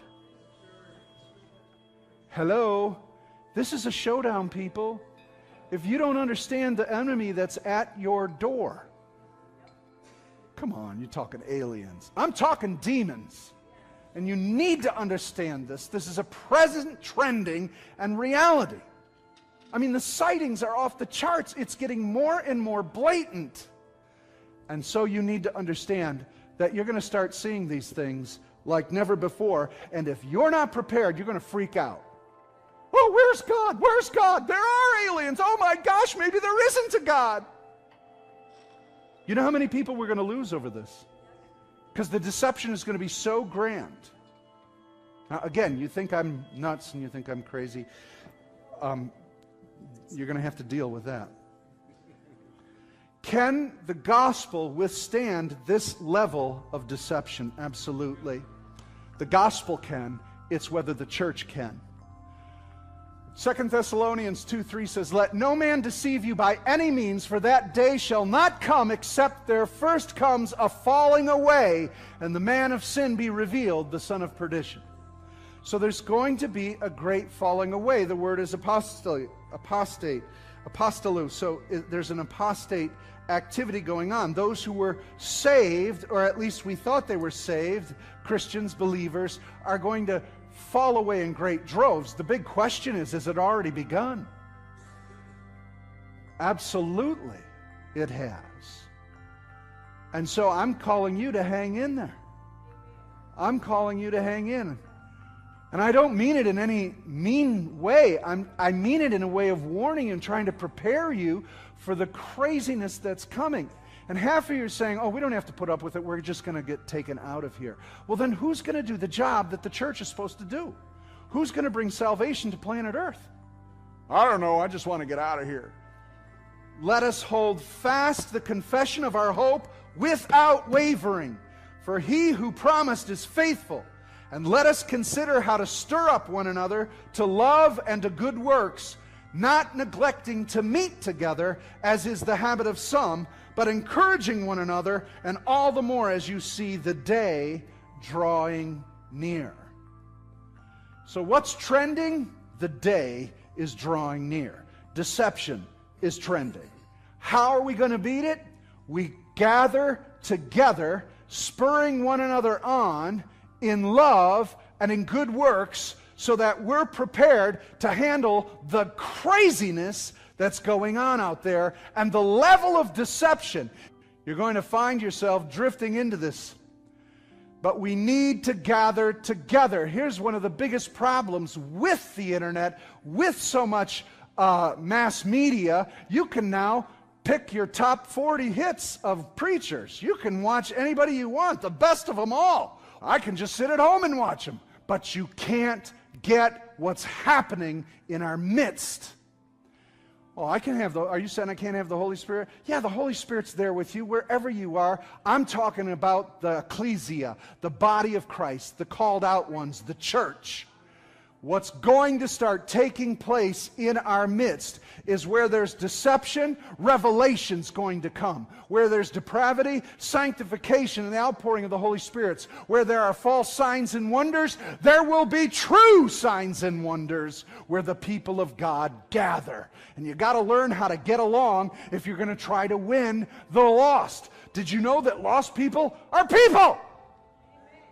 If you can't get along with the church, how are you going to get along with them? I don't have to. I'm saved. I can stay away from them. You're not supposed to.